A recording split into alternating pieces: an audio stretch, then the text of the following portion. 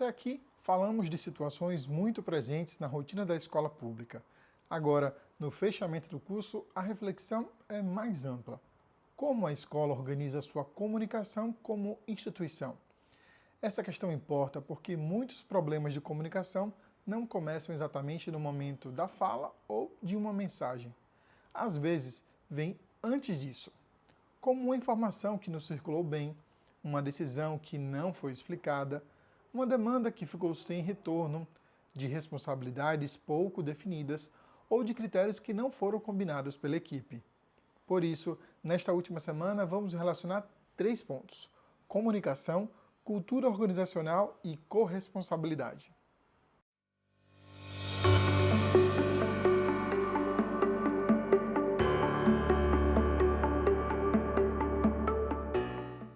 O texto indicado para esta semana nos lembra algo simples, mas decisivo. Comunicação efetiva não é só transmitir informação. Ela também tem a ver com criar um ambiente em que as pessoas se sintam compreendidas e envolvidas.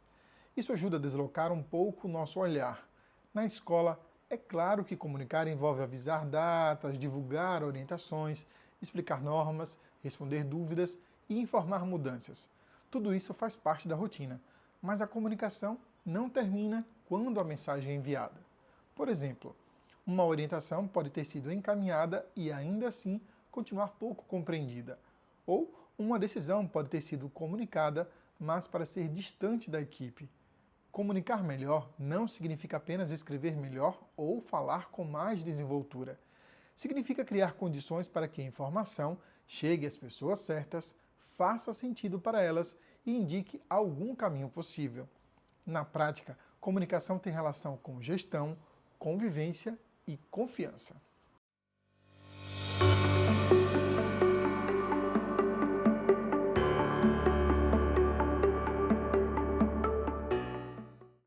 Toda escola tem um modo próprio de funcionar. Algumas coisas estão nos documentos e nas normas, outras aparecem no cotidiano, nos hábitos, nos combinados, nos atrasos, nas respostas, nas reuniões, nos silêncios e nas soluções improvisadas. A comunicação faz parte desse modo de funcionar. A escola comunica quando envia um comunicado, mas também comunica quando demora a responder. Comunica quando abre espaço para participação, mas também quando uma reunião chega com tudo decidido. Comunica quando explica uma orientação, mas também quando cada pessoa da equipe dá uma informação diferente sobre o mesmo assunto. Esses padrões vão formando um ambiente institucional. Por isso, não estamos olhando para uma mensagem isolada. Estamos olhando para aquilo que se repete. Uma dúvida pontual pode ser apenas uma dúvida, mas se a mesma dúvida aparece várias vezes, talvez o problema esteja no modo como a informação está circulando. Uma família sem retorno pode ser uma falha eventual, mas quando a ausência de retorno vira rotina, já temos o sinal de que os encaminhamentos precisam ser revistos. Essa é uma mudança importante na perspectiva. Em vez de tratar cada ruído como um caso isolado, a escola deve analisar o que esses ruídos estão mostrando sobre a forma de funcionar. Quando isso acontece, a comunicação deixa de ser apenas uma resposta à urgência e passa a ser também a aprendizagem institucional.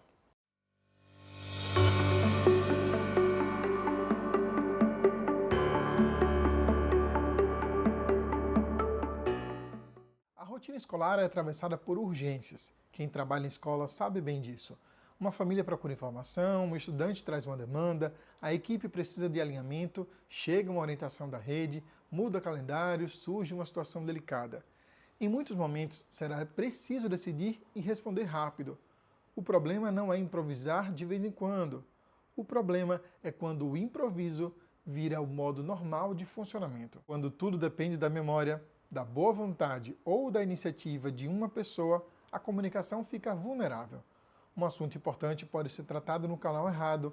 Uma informação pode circular antes de estar confirmada. Uma demanda pode ficar sem registro. Uma resposta pode chegar para um grupo e não para o outro. Aos poucos, isso cria insegurança. Por isso, falar de comunicação na escola também é falar de critério. E critério aqui não é burocracia, mas um cuidado necessário. É combinar, por exemplo, quais informações precisam ser alinhadas antes de circular, quem responde por determinado assunto, que canal é mais adequado para cada tipo de situação, quando o encaminhamento precisa ser registrado, que demandas exigem retorno, que casos precisam ser compartilhados com a gestão ou com a rede. Esses combinados não engessam a escola. Eles dão mais segurança para a equipe e mais clareza para estudantes, famílias e comunidade.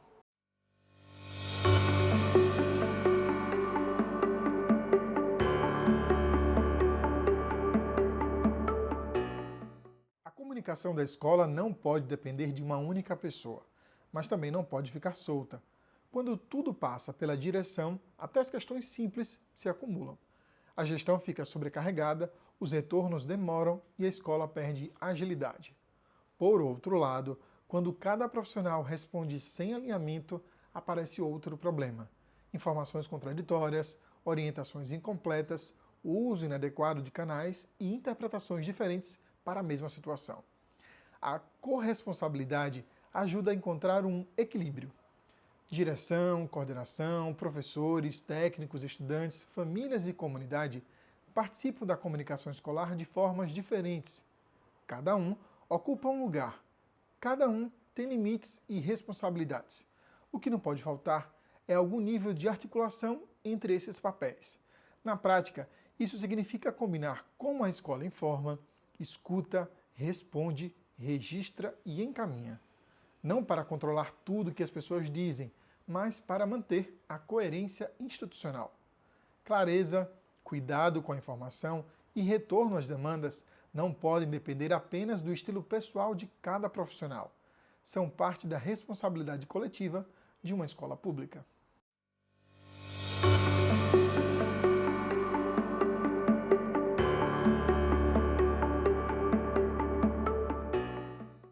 A comunicação contribui para uma cultura escolar mais colaborativa, e colaboração tem tudo a ver com confiança.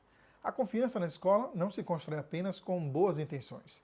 Ela se constrói quando existe coerência entre aquilo que a escola comunica, aquilo que faz e aquilo que encaminha. Quando a escola informa uma regra, mas cada setor a aplica de um jeito, a confiança se fragiliza. O mesmo acontece quando promete retorno e não responde, ou quando pede participação sem considerar as contribuições recebidas. Também, quando uma decisão é comunicada sem contexto, abre-se espaços para interpretações apressadas. Por outro lado, a confiança tende a crescer quando a escola comunica com clareza, explica o que é possível, reconhece seus limites e mantém alguma regularidade na forma de se relacionar com os seus públicos.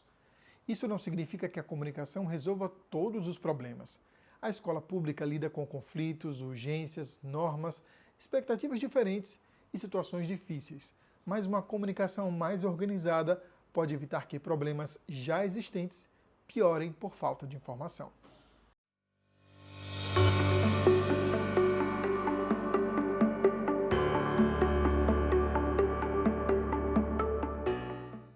Há ainda um ponto importante para a comunicação institucional na escola pública.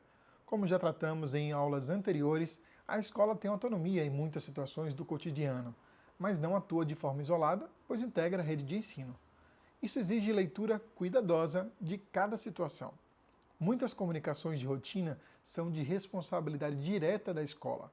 Outras situações mais amplas exigem alinhamento com a gestão da rede ou com a assessoria de comunicação da Secretaria de Educação. Buscar esse alinhamento não diminui o papel da escola. Pelo contrário, ajuda a proteger estudantes, profissionais e a própria instituição. Uma comunicação integrada evita respostas apressadas, reduz contradições e permite que temas sensíveis sejam tratados com responsabilidade pública.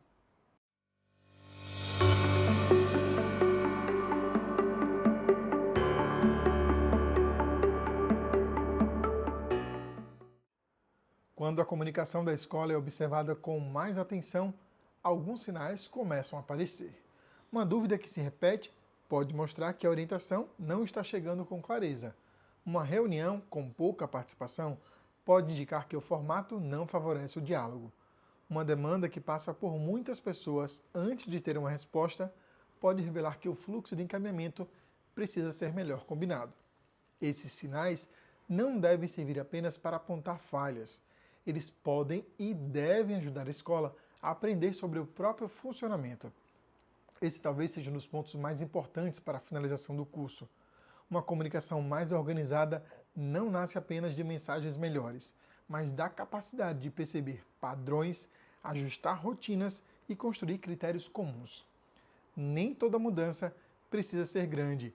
Às vezes, um pequeno combinado já melhora muito o cotidiano. A reflexão desta semana parte justamente dessa ideia.